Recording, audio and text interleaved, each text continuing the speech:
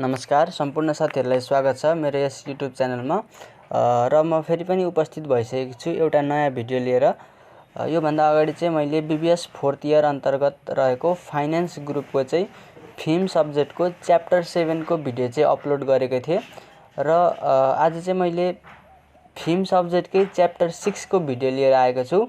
र भिडियो सुरु गर्नुभन्दा अगाडि एउटा महत्त्वपूर्ण कुरा चाहिँ मैले जानकारी गराउन चाहे। यो च्याप्टर चाहिँ हामीहरुको बीबीएस 4th इयर को फिम को सबैभन्दा महत्त्वपूर्ण च्याप्टरको रूपमा लिन्छ, किनभने यस च्याप्टरबाट चाहिँ हामीलाई फाइनल एक्जाममा 15 मार्क्स देखि 29 मार्क्स अथवा 27 मार्क्स सम्मको क्वेशन चाहिँ हामीलाई सोध्न सक्छ। जस अन्तर्गत चाहिँ 15 नम्बरको एउटा हामीलाई लङ एनालाइटिकल क्वेशन सोध्छ, 10 मार्क्सको एउटा थ्योरी क्वेशन सोध्छ र 2 मार्क्सको एउटा न्यूमेरिकल क्वेशन गरेर टोटल 27 मार्क्स सम्मको क्वेशन चाहिँ हामीलाई विगतको वर्षहरुमा चाहिँ यस च्याप्टरबाट सोधिएको पाइएको छ। त्यसैले यो च्याप्टर महत्त्वपूर्ण भएकाले तपाईले चाहिँ भिडियोलाई स्किप नगरिकिन अन्तिमसम्म हेर्नु होला। र यो च्याप्टरलाई चाहिँ हामीले 2 पार्टमा चाहिँ डिभाइड गर्न सक्छौं। एउटा इन्भेस्टमेन्ट कम्पनीज, अर्को पेन्सन फन्ड है। अब हामी इन्भेस्टमेन्ट कम्पनीज भनेको के हो त्यो सुरुमा हेर्ने छौं र पेन्सन फन्ड के हो त्यो हामी हेर्ने छौं। अब इन्भेस्टमेन्ट कम्पनीको कुरा गर्दाखेरि चाहिँ इन्भेस्टमेन्ट कम्पनी चाहिँ एउटा वित्तीय मध्यस्थकर्ताको रूपमा लिन्छ। किन लिन्छ भन्दाखेरि इन्भेस्टमेन्ट कम्पनीले चाहिँ के गर्छ भन्दाखेरि ससाना रूपमा छरिएर रहेको पुँजी लाई संकलन गर्ने र त्यो पुँजीहरुलाई चाहिँ विभिन्न क्षेत्रहरुमा लगानी गर्ने र लगानी गरिसकेपछि लगानीबाट प्राप्त आम्दानीलाई चाहिँ उनीहरुको अपरेटिङ एक्सपेन्सेस कटाएर बाँकी रहेको अमाउन्ट चाहिँ पुनः लगानी गर्ने लगानीकर्ताहरुलाई उनीहरुको लगानीको आधारमा शेयर चाहिँ वितरण गर्छ भने त्यस्तो कम्पनीहरुलाई हामी इन्भेस्टमेन्ट कम्पनीज भन्छौं है। र त्यो शेयरलाई चाहिँ हामी युनिट भन्छौं। उनीले सुरुमा अमाउन्ट कलेक्सन गर्दाखेरि चाहिँ इन्भेस्टमेन्ट कलेक्सन गर्दाखेरि चाहिँ अमाउन्टमा गर्छन् र पछि रिटर्न दिँदाखेरि चाहिँ त्यो अमाउन्ट बराबरको शेयर भ्यालु चाहिँ शेयर चाहिँ उनीहरुले प्रदान गर्छन्। र अब इन्भेस्टमेन्ट कम्पनीज भित्र चाहिँ फाइनान्स सम्बन्धी विशेषज्ञ मानिसहरु चाहिँ यहाँनिर हुन्छन् र उनीहरुले इन्भेस्टरहरुको अमाउन्टलाई चाहिँ एनालाइसिस गर्छ हैन, कुन क्षेत्रमा लगानी गर्ने भनेर एनालाइसिस गर्छ र लगानी गर्छ। यहाँ चाहिँ इन्भेस्टरहरुले जस्ट इन्भेस्ट मात्रै गर्नुपर्छ, उनीहरुले अरु कुराहरु केही गर्नु पर्दैन, अरु सम्पूर्ण कुराहरु इन्भेस्टमेन्ट कम्पनीजले गर्छ। र नेपालको सन्दर्भमा चाहिँ इन्भेस्टमेन्ट कम्पनीजको काम चाहिँ नेपालको ए क्लास बैंकहरुले गर्छन् है। यही हो इन्भेस्टमेन्ट कम्पनीज भनेको चाहिँ ससाना रूपमा छरिएर रहेको पुँजी संकलन गर्ने, विभिन्न क्षेत्रमा लगानी गर्ने, लगानीबाट प्राप्त आम्दानीबाट आफ्नो अपरेटिङ एक्सपेन्स कटाउने र अरु बाँकी अमाउन्ट पुनः लगानीकर्ताहरुलाई नै शेयरको रूपमा प्रदान गर्ने कम्पनीलाई हामी इन्भेस्टमेन्ट कम्पनीज भन्छौं। र यसको प्रकारहरु रहेको छ इन्भेस्टमेन्ट कम्पनीको प्रकारहरु, जस अन्तर्गत हाम्रो बुकमा चाहिँ 3 वटा टाइप्समा यिनलाई क्लासिफाइड गरिएको छ। एउटा युनिट इन्भेस्टमेन्ट ट्रस्ट, अर्को ओपन इन फन्ड अथवा म्युचुअल फन्ड र क्लोज इन फन्ड अथवा म्युचुअल फन्ड है। र अब युनिट इन्भेस्टमेन्ट ट्रस्ट भनेको चाहिँ के हो भन्दाखेरि यो पनि एउटा इन्भेस्टमेन्ट कम्पनीको प्रकारै हो। यसमा चाहिँ निश्चित शेयरहरु सुरुमा इस्यु गर्छ र शेयरहरु इस्यु गर्दाखेरि चाहिँ प्रिमियममा इस्यु गर्छ हैन, अनि जुन प्रिमियमको अमाउन्टबाट चाहिँ उनीहरुले आफ्नो अपरेटिङ एक्सपेन्सेसहरु काट्छ र यसमा चाहिँ सक्रिय व्यवस्थापन चाहिँ हुँदैन।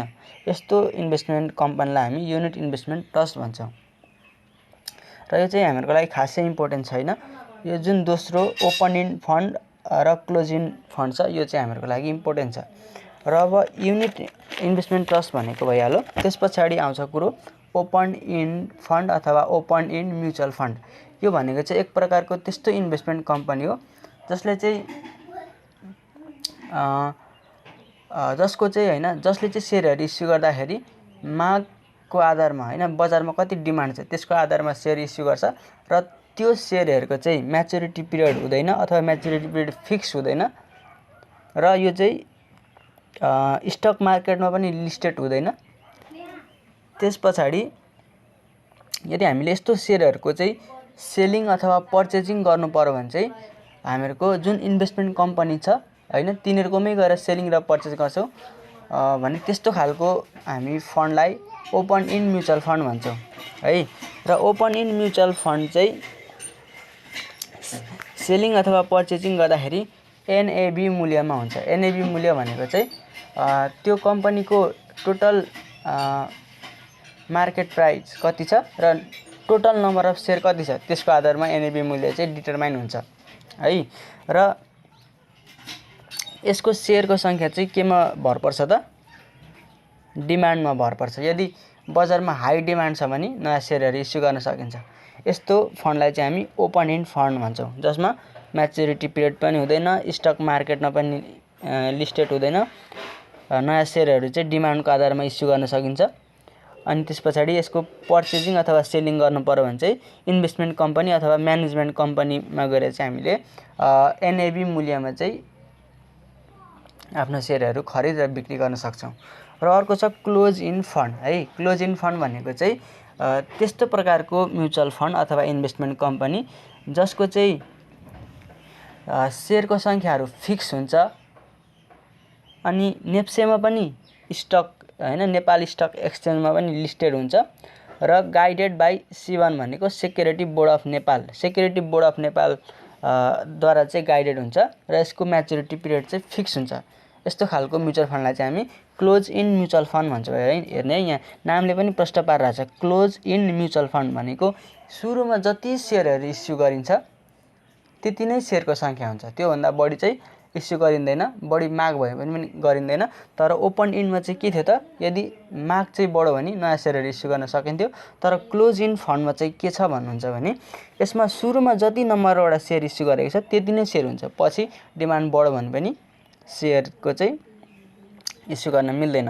र यो चाहिँ नेप्सेमा लिस्टेड हुन्छ र सेक्युरिटी बोर्ड अफ नेपालबाट चाहिँ गाइडेड हुन्छ र यसको फिक्स म्याच्युरिटी डेट हुन्छ है। र यसको खरिद बिक्री चाहिँ कसरी हुन्छ भन्नु भने चाहिँ जसरी हामीहरूको आइपिओहरूको खरिद बिक्री हुन्छ त्यसरी नै यसको पनि खरिद बिक्री हुन्छ, किनकि यो नेप्सेमा लिस्टेड हुन्छ है।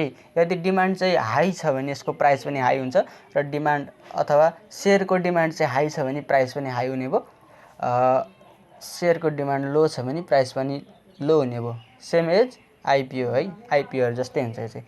यो हो हामीहरूको इन्भेस्टमेन्ट कम्पनीजको टाइप्सहरू। अब चाहिँ हामी यसको फर्मुलामा इन्टर गर्छौँ।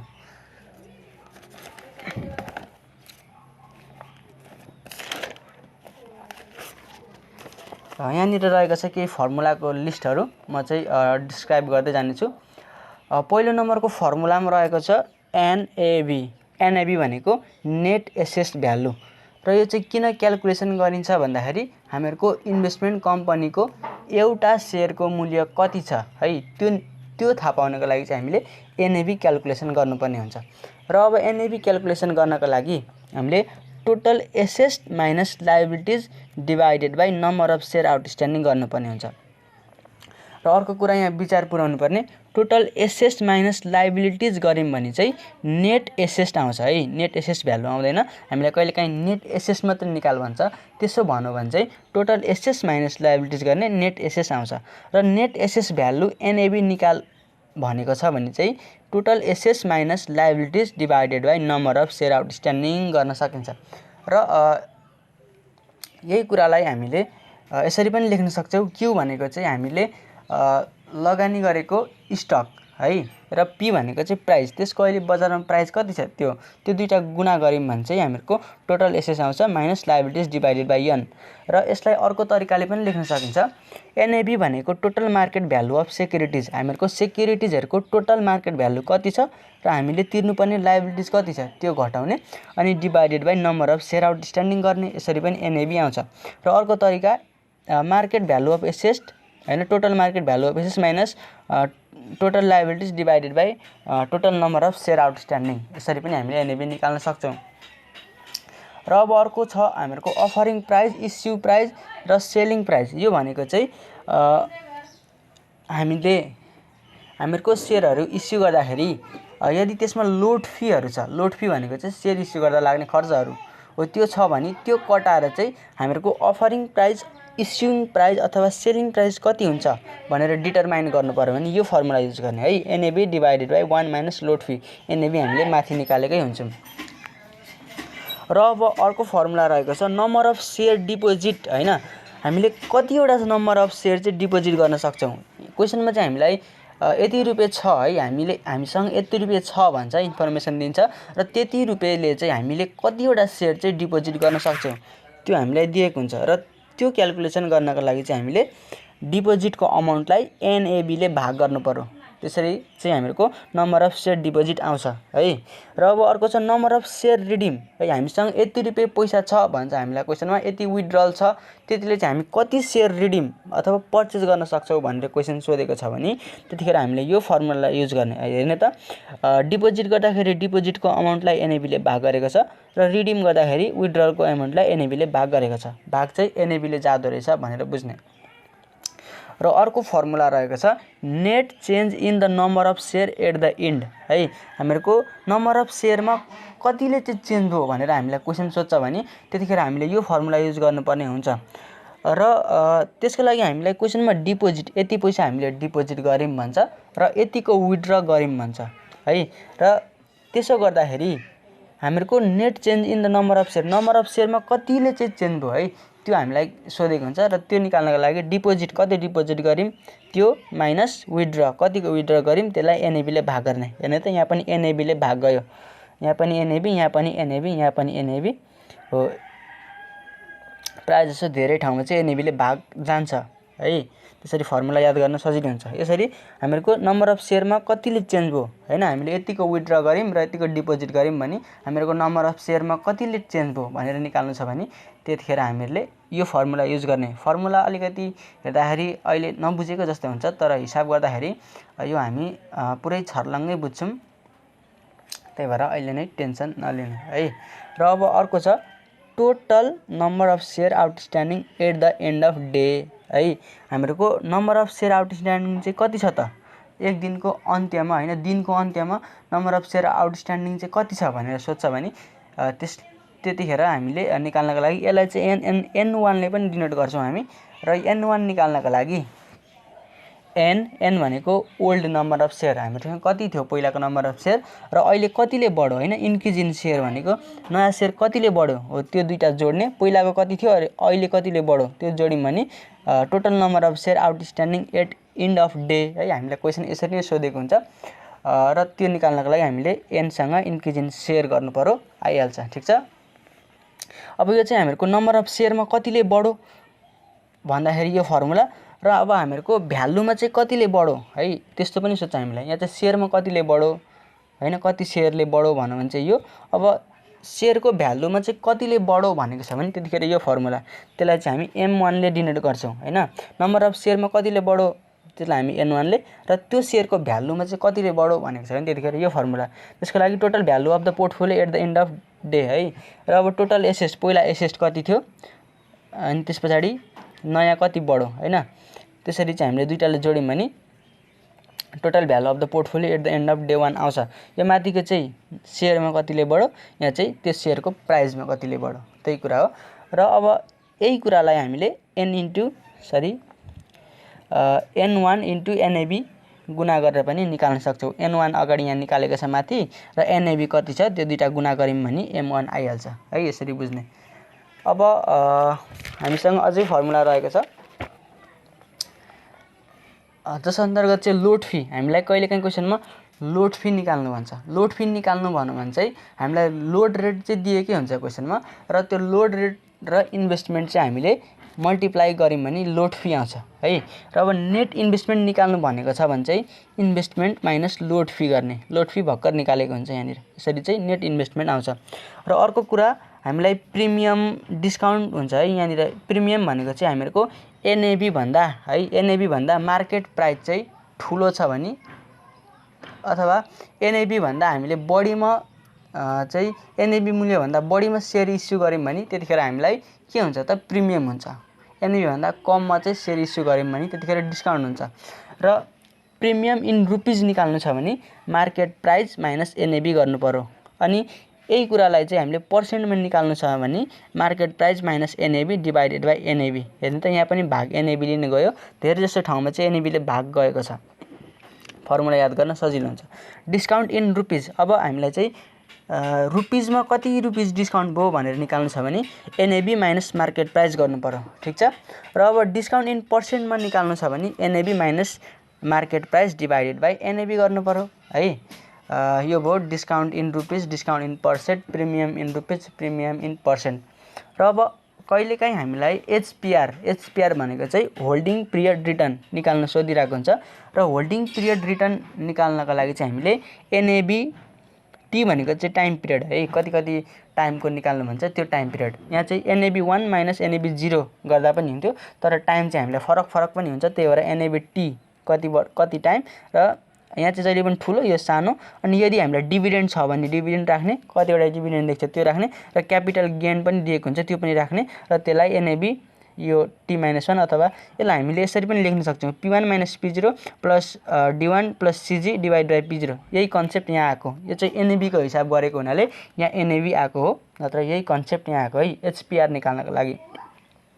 र अब एचपिआर निकाल्नका लागि अर्को फर्मुला होइन एउटै कुरा हो। यहाँ चाहिँ हामीहरूको नम्बर अफ सेयरमा दिएको छ भने त्यसको इन्डिङ प्राइस गुणा गर्ने अनि निकाल्ने यो। त्यस पछाडि नम्बर अफ सेयर एट बिगिनिङसँग चाहिँ त्यसको इनिसियल प्राइस गुणा गर्ने अनि त्यसलाई number of share at beginning of period into initial प्राइसले भाग गर्ने र एचपिआर निकाल्ने।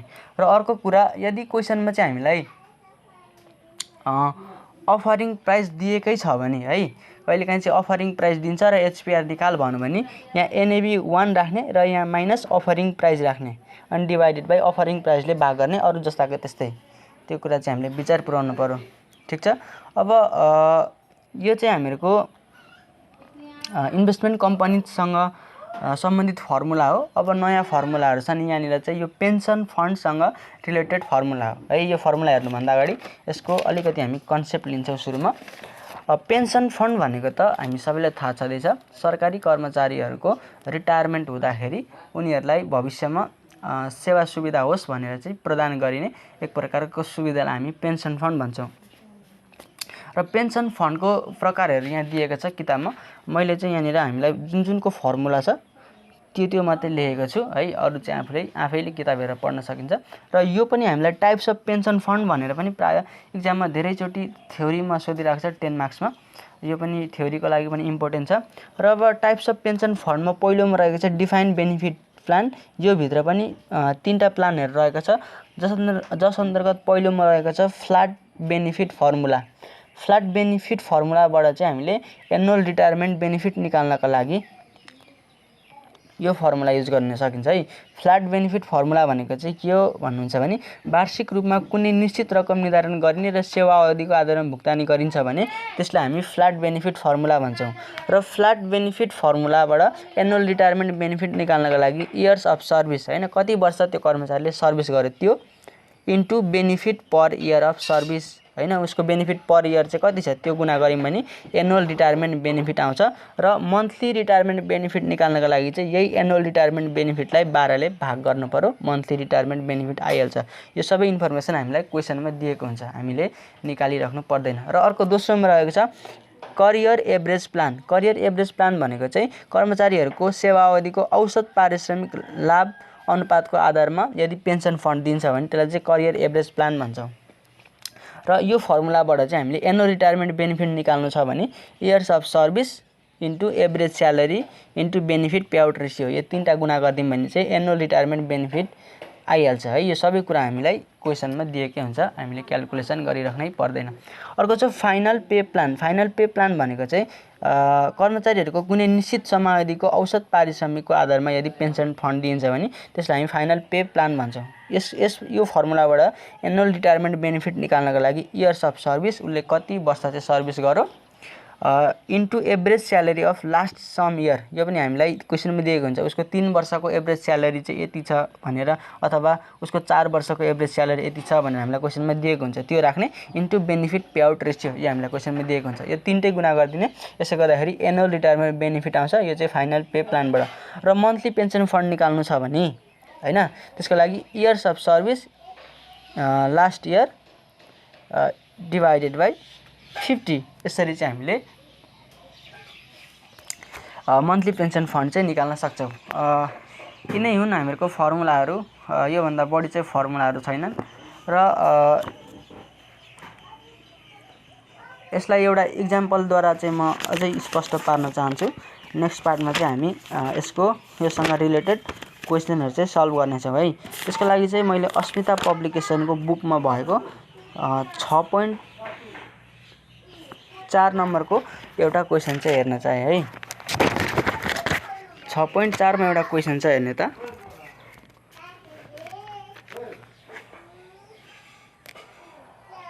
के भन्छ क्वेसनमा हामीलाई, suppose at the beginning of a day a mutual fund has a value of यो यति भ्यालु छ एउटा म्युचुअल फन्डको जसको चाहिँ लायबिलिटिज चाहिँ छैन अरे। भनेपछि यहाँ लायबिलिटिज हामीले तिर्नु परेन। Outstanding number of share at beginning of the day is 1,50,000 shares. Further suppose that investor deposit 1,50,000 and withdrew 60,000 during a day है। हामीलाई 1,50,000 डिपोजिट गर्यो र 60,000 डिपोजिट गर्यो भन्छ। अनि 1,50,000 चाहिँ नम्बर अफ सेयर आउटस्ट्यान्डिङ छ भन्छ। र एक नम्बरमा हामीलाई what is the net asset value of the company at the beginning of the day भनेर क्वेसन सोधिरहेको छ है। एनएबी निकाल भनेर सोधिरहेको छ। अब एनएबी निकाल्ने हाम्रो फर्मुला के हो त, टोटल एसेस minus liabilities divided by number of share outstanding हो कि हैन हो। र अब टोटल एसेस हामीसँग यति छ र लायबिलिटी छैन भनेपछि 0 राख्नु पर्यो र नम्बर अफ सेयर आउटस्ट्यान्डिङ 1,50,000 छ। त्यसो गर्दाखेरि कति आउने भयो त एन्सर 100 आउने भयो। एनएबी 100 आयो।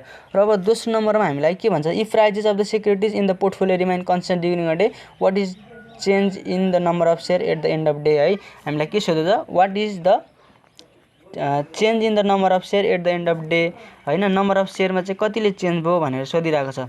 Change in number of share at the end of the day है।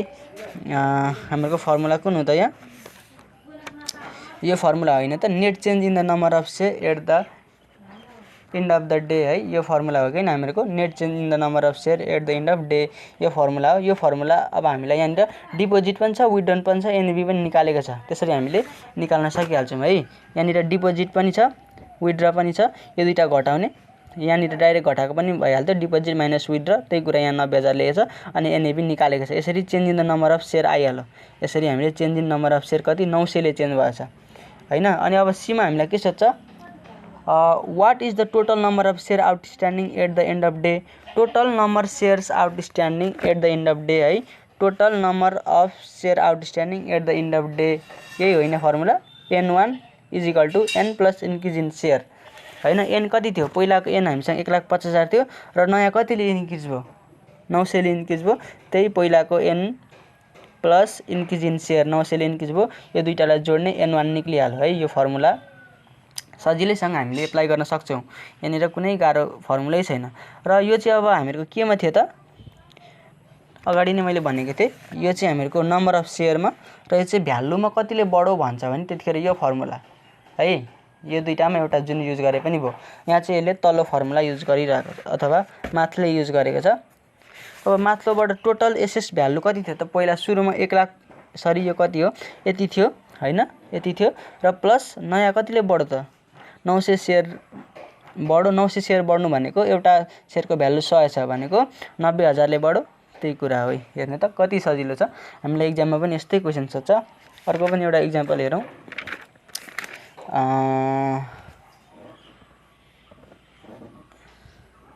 अर्को एक्जाम्पल हेरौँ। यहाँनिर 6.7 मा हामीलाई एक्जाममा पनि सेम यही तरिकाको क्वेसन सोधिरहेको पाइएको छ। यहाँ चाहिँ अलिकति विचार पुर्याउनुपर्छ, डेट छ धेरै। Suppose NAB of Everest company a close in fund, हामीलाई क्लोज इन फन्ड भन्नुहोस् या ओपन इन फन्ड भन्नुहोस्, त्यसले केही फरक पार्ने छैन। हामीले अगाडि बुझेको पनि छौँ क्लोज इन फन्ड भनेको के हो, ओपन इन फन्ड भनेको के हो। र यसको चाहिँ हामीलाई के दियो त 121 रुपियाँ छ भन्छ। एनएबी हामीलाई यहाँनिर दिएको छ है। एनएबी यसको एनएबी 121 छ भन्छ। अन अक्टोबर 1, अक्टोबर 1 को कुरा गर्छ यसले। Share of Everest company investment company selling for 140 अनि यहाँनिर सेलिङ प्राइस अथवा मार्केट प्राइस दिएको छ 140 रुपियाँ भनेको 121 रुपियाँ सेयरको उसको एनएबी थियो भ्यालु र 140 मा बिक्री भयो भनेपछि प्रिमियमको कुरा गरौँ नि त। यहाँनिर अब प्रिमियम भयो है। अगाडि हामीले प्रिमियम डिस्काउन्ट पढेको थियौँ नि, त्यही प्रिमियमको छ यहाँनिर case. In the secondary market in price drop 110। अब यहाँ चाहिँ डिसेम्बर 30 मा चाहिँ प्राइस ड्रप भएर 110 मा आयो। Assume that NAV is same as October 1 अनि एनएबी चाहिँ अक्टोबर 1 को जति नै भन्छ, डिसेम्बरमा पनि त्यति नै एनएबी छ भन्छ है। अब हामीलाई what is premium in rupees on October 1, October 1 मा चाहिँ प्रिमियम कति छ त्यो निकाल भनेको हो नि त यसले। अब त्यसको लागि अक्टोबर 1 को प्राइस यति छ अनि डिसेम्बरको प्राइस यति छ र एनएबी भ्यालु चाहिँ यति छ है। एनएबी भन्दा धेरैमा बिक्री भयो भनेपछि प्रिमियम भयो नि त, त्यही भएर प्रिमियम निकाल्न P1 माइनस एनबी गरेको छ हामीले। P1 भनेको चाहिँ मार्केट प्राइस, अगाडि हाम्रो फर्मुलामा थियो नि, यहाँनिर